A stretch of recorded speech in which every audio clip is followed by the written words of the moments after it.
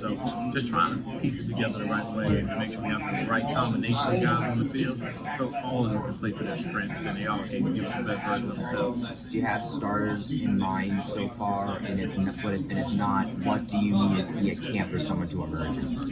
We don't, and that's the thing that we kind of dangle in front of the guys to let them know that we have so much talent in this group that every day different guys are going to get a chance to step into those roles. Like we want every practice, we want guys going in and feel like, okay, I have to perform no matter when I get the reps. But we also want guys to know that we're going to reward you when you do well. You have a good practice, the next day you're going to rep with the first group. You know what I mean? If another guy has a good practice, he's going to get an opportunity to rep with their group as well. So it'll be very, very, very competitive. But the thing we're going to look for is consistency.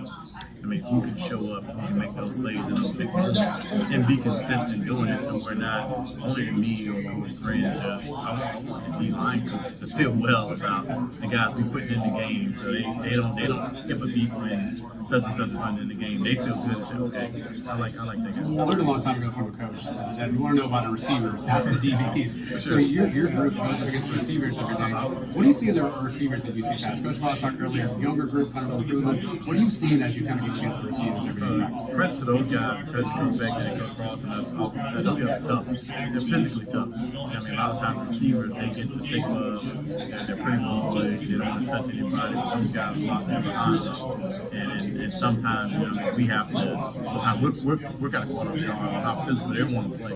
You know, brand of football, they want to bring to the table. But I think that's one thing immediately that jumped out to me in spring camp, how physical those guys were willing to be. And they take great pride in it. So, in a way, what I'm hearing is Coach Beckton's no block, no rock is something that's gotten the DBs better as well. Oh, absolutely. I've never heard it applied that way before, Coach. Absolutely. I mean, it has been fun to watch. It's given me some extra to hop on in meet rooms and when we're evaluating that tape, and that's become an extra sheet on extra grade on the grade sheet. Don't finish the play with his hands on it. Yeah, well, I'll see that. You mentioned too a lot of guys having varied skill sets. Do you see a scenario where, you know, maybe depending on who the opponent is in particular, and obviously it's still July, we don't have all that, I understand that.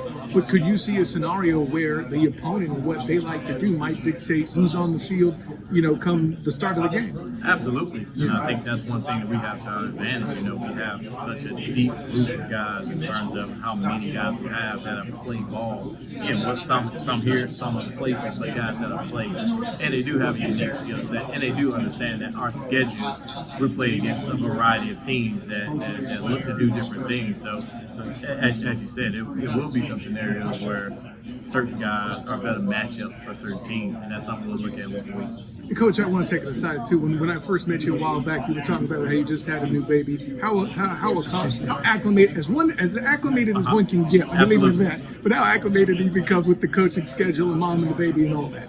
Very acclimated. Credit to my wife. She's a football lover, and so our house is very busy. I have a 12-year-old boy at home, 3-year-old boy, and an 8-month-old baby girl now. So it's very busy, very exciting times, and I had a chance being away from it in July, and my 12-year-old, he's playing football in the area now, so I had a chance to get acclimated and just be out on the football field watching him a little bit this summer.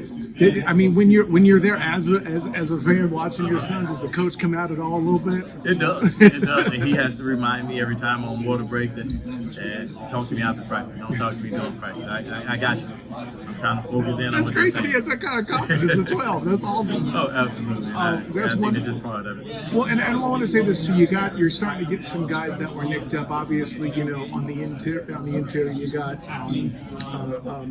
John Walker, you got Malachi up front, and then Braden Marshall's coming back. The time that they were missing, that gave you an opportunity to develop some of the other players. Do you see that advantage in, and do you feel like it'll be easy to just get Braden to kind of slip in? Oh, that's a huge advantage. You know, I mean, we are missing key guys, but also guys that have played a lot of ball that may not necessarily need every rep.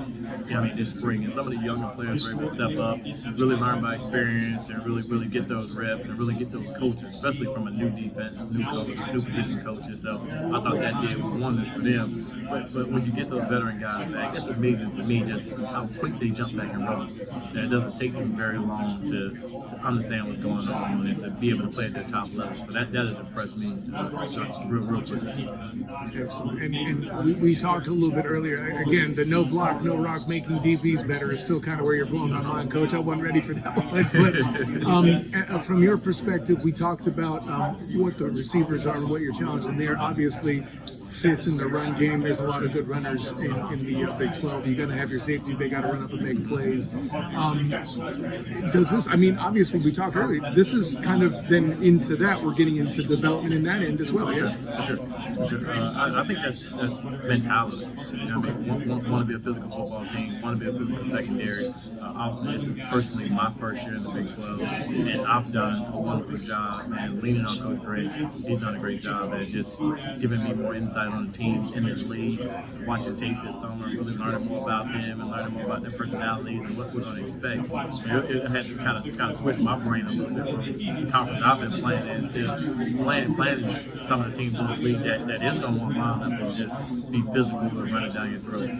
So I had a lot of tutoring this summer from Coach Gray. So, I forget the number now too. It was 5 or 6, like not just RJ Harvey here, obviously, but a lot of guys in the Big 12 that went in earlier rounds this past year. So I should say something for what you're facing there in stopping the run game. And the last one for me, obviously, you know, there's a level of success you're hoping to achieve. What's something beyond the wins and losses that you want to see this group achieve? I think when you get into this thing as a coach, you want to make sure you're maximizing everybody's talent. You know, I think one thing I always looked at, man, I always want everybody that I coach, everybody to leave my room saying, Coach made me better. Coach got everything out of me. You know, everybody's not going to be a top draft pick, and that's just the nature of the beast. But you want that guy being able to leave saying, and Coach did everything he could to get everything out of me. And I share this with you guys all the time. And one thing as a coach, you never want a player leaving out of your program to believe is, man, I wasn't as good as I should have been. If only my coach would have pushed me a little bit harder. Only if he would have spent a little bit more time with me. That's some of the things that I look at internally, and I go, you know, when a guy leaves from playing for me, I want to be able to check all those boxes. So I had the opportunity to drop a little history on you with this, Coach, before I wrap up. Scott Frost's previous regime was his last year was my first year covering UCF. And there was a player that said his goal was to leave it better than when he got there. That was Shaquem Griffin. So I just thought you might want to hear that tidbit. Thank you very much, Coach. That was awesome to hear. What's going on? How you doing?